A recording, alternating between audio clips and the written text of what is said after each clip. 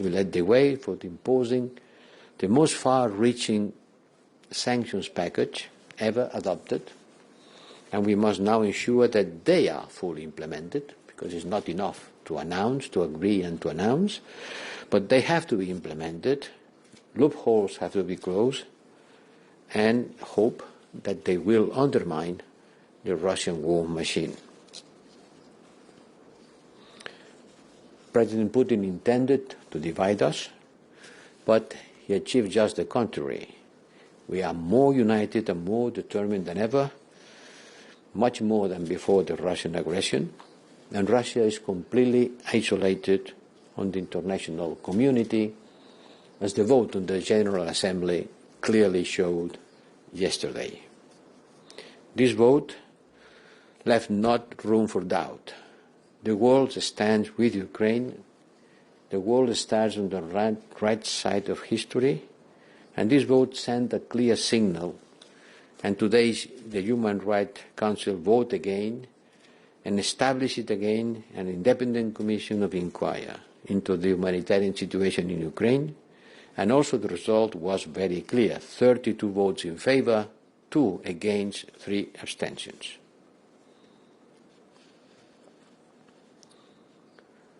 I want to stress the importance that our sanctions are targeted, they are already producing result, and that the aim is not to harm the Russian people, but to pull the rug out from under the Kremlin's war machine.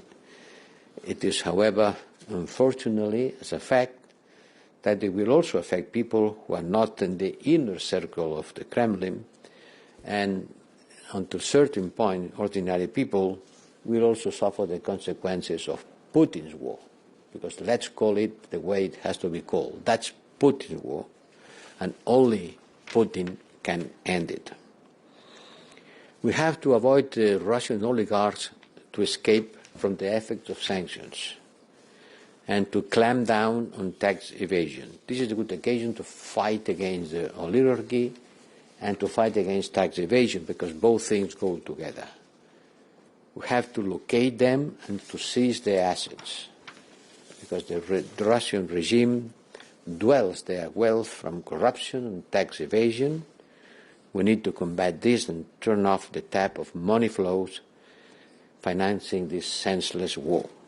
And in order to stop the flows of money who finance the Russian army and the Russian war, today we have also discussed the need to accelerate the green energy transition to further reduce our energy dependency from Russia. Allow me to say something about my visit to Moldova, together with Commissioner Borrell. Both of us, we underscored the solidarity of the European Union with Moldova, conveyed our gratitude and appreciation for the people of Moldova, their efforts and solidarity in welcoming refugees in a large number. Moldova is not the richest country in Europe, and it has been receiving such a big number of refugees that in proportion to its population is like Spain would have received more than 1 million refugees. The situation in Moldova is fragile, and they need urgent support, and we will provide it. Finally, allow me to underline a very clear political assessment. This is not the East against the West. This is not a remake of the Cold War. We are defending the sovereignty of the nations, all nations. We are defending the territorial integrity of states, all states, on the East, on the West, on the North, and the South. It is not again the battle of two hemispheres. We are defending international law, sovereignty of states, territorial integrity, not violation of the borders, is something that is valuable for anyone in the world.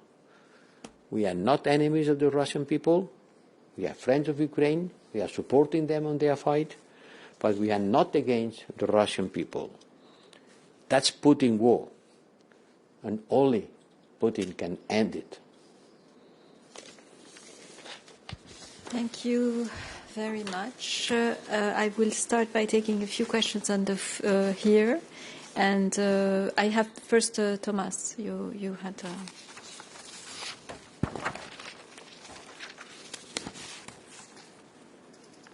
Yeah, good evening. Thomas Kutschka with Frankfurter Allgemeine Zeitung.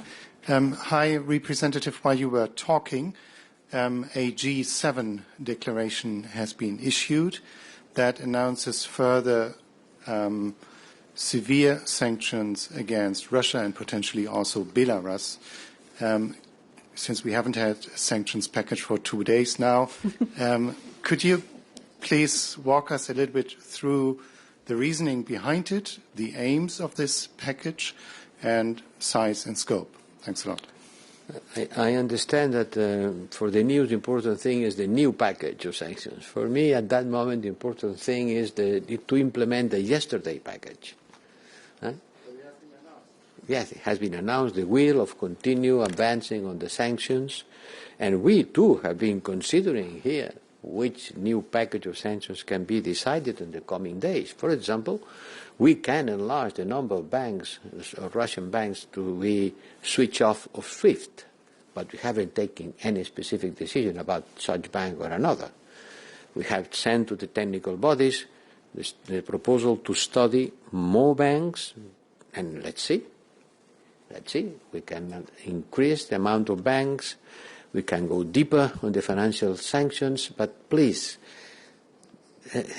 stop one moment and think about the consequences of what we have already decided. Today, the last news is that Russia has made default on a certain number of debt nominated in rubles and not paying the coupon, the interest of this debt to the foreign investors by an amount of 29 billion euros or dollars. I don't know which the figure was related to euros or dollars. This is an important consequence. Immediately, in less than 3 days, 4 days, this decision of blocking the reserve of the Russian bank and the central bank of the G7, it will be full of consequences. So yes, it will be more sanctions, and they are being studied. Today we haven't taken any decision, but the important thing is to implement what we have decided. I understand that once we announce something, people forget about it. No, I'm not forgetting about it. When I'm saying I will look for the wealth of the oligarchs, this is something that has to be done, has to be followed, has to be implemented, country by country, city by city, and it has to be converted on practical consequences of our decisions. Otherwise, it's wet words. And believe me, it will not be wet words. Thanks. Now I'm going to go to the colleagues who are connected remotely. And Lawrence, you have the floor. Thanks a lot. Calling in from Vienna. Harriet, 2 questions, if I may. The sanctions that are now in place, is the goal of those sanctions now to end simply the war, or is the goal of the sanctions to provoke a change of regime in Russia, and will they remain in place as long as Putin remains in the Kremlin? And my second question is on what's going on around me here. Everyone has said we're very close to a deal on the Iranian nuclear agreement. So who or what is standing in the way of finishing it? Thank you. It's Lawrence. You could not avoid it. I understand. Lawrence, look, we are not under regime change. The sanctions are not in order to provoke a regime change in Russia. By the contrary, the sanctions has been triggered by the war. And the purpose is to weaken the Russian economy, to make the Russian economy feel the weight of the consequences, and to increase, strengthen the position of the Ukrainians on the coming negotiations. But nothing about regime change. That's not the issue. I'm saying that's Putin war because it's not the war of the Russian people. It's the war of the Putin regime. But we are not entering on this issue. And secondly, half of my brain is devoted to the Iranian, half of my brain and half of my time, well, not half of my time, maybe less than half of my time, is devoted to the Iranian deal, to try to revive the Iranian deal. Things are going on. I hope that during this weekend we can deliver. I hope. Okay, and you have the floor. I haven't said that we will get results during the weekend. I said we hope. I hope. I strongly hope.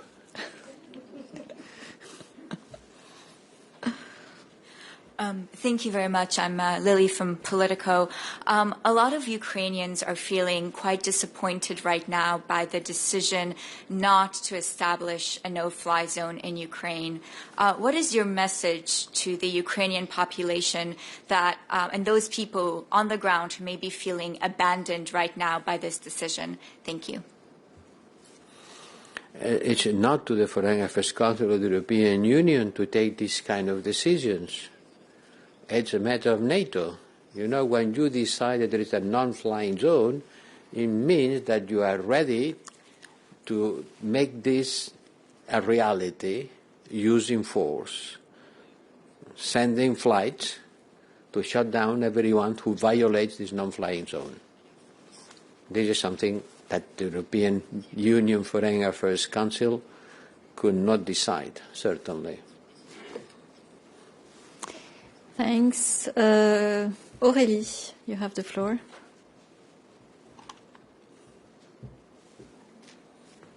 Bonsoir, Aurélie Punier pour Bruxelles 2. Je posais ma question en français. La Commission avait parlé d'un mécanisme de compensation pour les États qui seraient les plus touchés par les sanctions. Est-ce que c'est quelque chose qui a été abordé, discuté, ou est-ce qu'on en est de sa potentielle mise en œuvre? Merci. Non, ça n'a pas été abordé. Ça n'a même pas été... La question n'a même pas été posée. Okay. Angela, you have the floor from remotely. Yes, thank you. Commissioner, you said the sanctions, the aim of the sanctions is to weaken Russia. But this, of course, takes time. What if in the meantime Putin doesn't stop? What's the plan B? I mean, to avoid the war. I mean, he attacked a power plant, as you said, a nuclear power plant with terrible risks for everybody. Is there a plan B for, I don't know, negotiation or asking Zelensky to leave Kiev, maybe? Not in sign of a surrender, but just to avoid war and wait for Russia to collapse, basically, because this will take time, it will take years. Thanks. No, we are not going to ask Zelensky to surrender. On ne va pas demander à Zelensky de quitter Kiev. On ne va pas demander à Zelensky de ne pas se battre. Nous faisons ce que nous pouvons et nous pouvons beaucoup. Mais évidemment, si quelqu'un attend que les sanctions financières arrêtent la guerre demain, il ne sait pas de quoi il parle. Malheureusement, nous n'avons pas la capacité d'arrêter la guerre demain. Mais nous avons la capacité d'affaiblir l'économie russe, et beaucoup. Évidemment, ça prendra du temps. Évidemment, le Conseil des droits humains ne veut pas non plus arrêter la guerre, mais il peut envoyer des missions d'enquête pour déterminer les violations des droits humains qu'il y a eu, et qu'est-ce que ça ressemble. Et sans doute,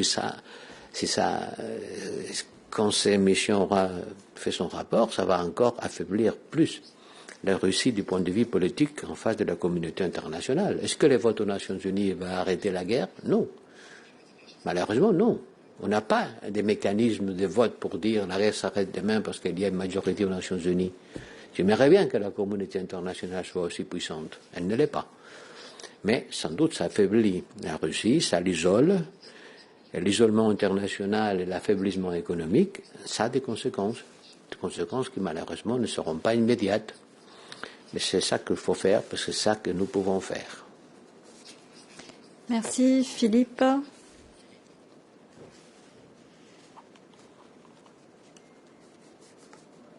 Merci Philippe Renier, Journal Le Soir.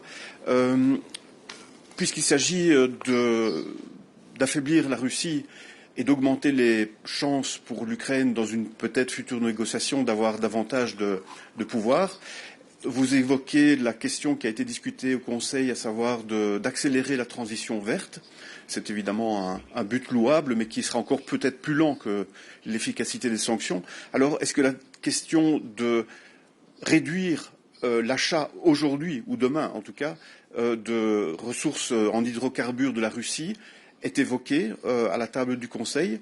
Et dans le même ordre d'idée de nouvelles sanctions, est-ce que la question de la fermeture des ports à la navigation de navires russes a été évoquée ou sera évoquée bientôt, même si on a bien compris votre message qu'il faut d'abord mettre en œuvre tout ce qui a déjà été décidé? Merci. Il y a eu, si vous voulez, un brainstorming de quelles étaient les possibilités d'agir avec plus de force. Certaines des idées que vous avez mentionnées ont été aussi mises sur la table par un certain nombre de pays, mais il n'y a pas eu de décision. Je ne vais pas vous raconter en détail des discussions qui ne mènent pas à des résultats. La transition énergétique, il faut l'accélérer. Pas seulement pour des raisons climatiques, mais pour des raisons géopolitiques. Hier, l'Agence internationale de l'énergie a publié un rapport qui dit que, avec un certain nombre de mesures qui sont tout à fait faisables, on peut réduire d'1 tiers dans 1 an la dépendance européenne des gaz russes. On ne peut pas l'annuler de la nuit au lendemain, mais il faut la diminuer dès maintenant en mettant en œuvre tous les moyens que nous avons pour le faire. Et c'est ça le political engagement que le Conseil a discuté, et c'est ça qu'on va faire. Mais n'attendez pas que les gaz représentent les gaz russes représentent les 40% des importations de gaz de l'Union européenne. Il ne faut pas attendre que ça soit annulé de la nuit au lendemain, mais il faut le diminuer, et on peut le faire très vite. C'est ça qu'on va essayer de faire. Non, c'est pas ça qu'on va essayer de faire, c'est ça qu'on va faire. Last question, gentleman here.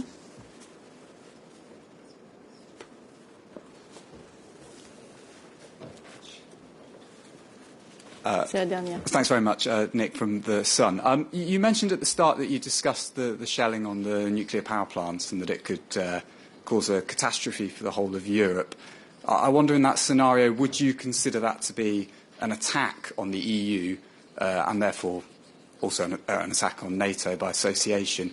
And what would you expect the response to that kind of scenario to be? Thanks. C'est une attaque contre l'Ukraine, dont les conséquences peuvent affecter l'ensemble de l'Union européenne. Mais l'attaque, c'est contre l'Ukraine. Encore une question ou vous voulez terminer? Je pense qu'on tourne en rond. On tourne en rond. Okay, so this closes our our press conference today, and thank you very much for your patience, and see you probably next week.